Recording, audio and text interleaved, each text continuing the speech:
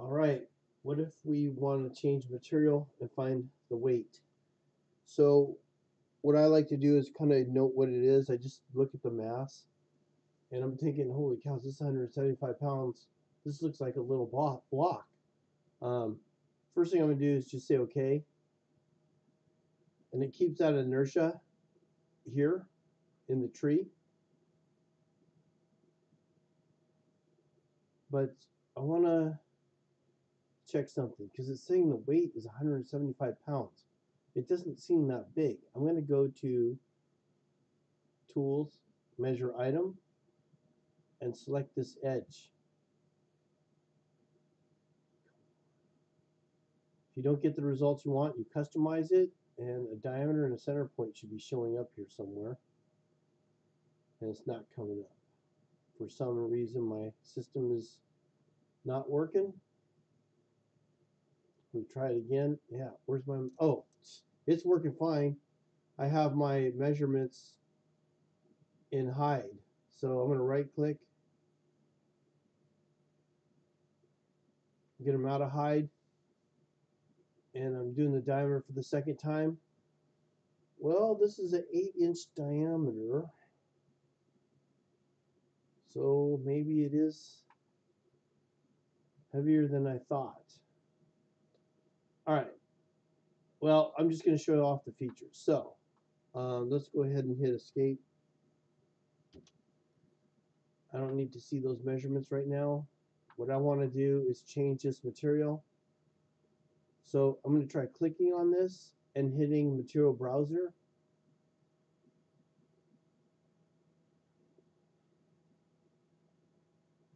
And I'm going to change this to 6061 T6. And if wood is weighing 175 pounds, how much is this thing going to weigh if it's aluminum? So I'm going to go all the way down at the bottom looking for flows again. See if I can't find his.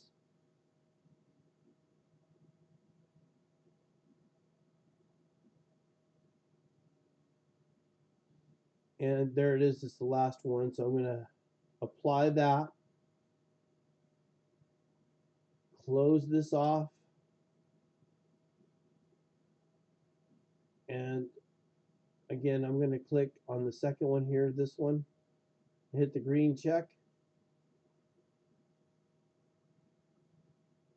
And you can see when I go down to the bottom, it added it, but it didn't get rid of this. So I don't know what else to do but right click and hit delete. And remember, it's under intensified. If it's under intensified, because you have to double click it to activate it, then you can right click to delete. And now it has aluminum. See, the weight is still at 175. It used to update. And I used to, if it didn't update, I would be able to hit the update command and it would update it. So I don't know why that's doing that. So what I'm going to do is I'm going to go,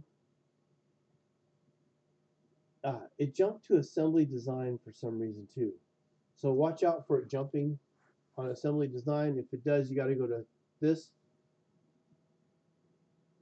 and hit part design again.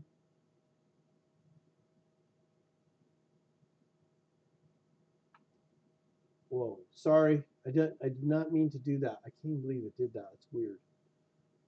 Come back and find this part. I do not need to do that. I just need to double click on this part to make that part active again. Click off here of no man's land. It still says 175.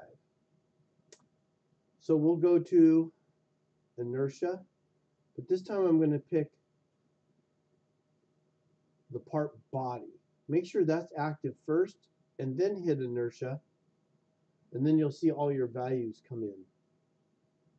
And now this part weighs 61 pounds. So I don't know what kind of cherry wood I got going on over there, but it's a lot heavier than my aluminum block here, which doesn't seem right to me. Select OK. Open up the measure here. So what it did is it retained a measure for a different material. I guess that could be nice if I want to change this and say, hey, this is steel, this is aluminum, this is iron, and compare the difference between the mass and volume. Well, the volume won't be any different. Either will the area. But the weight would be different.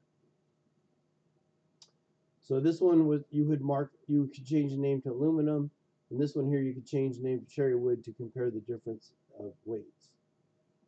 All right, that concludes the measure command for inertia.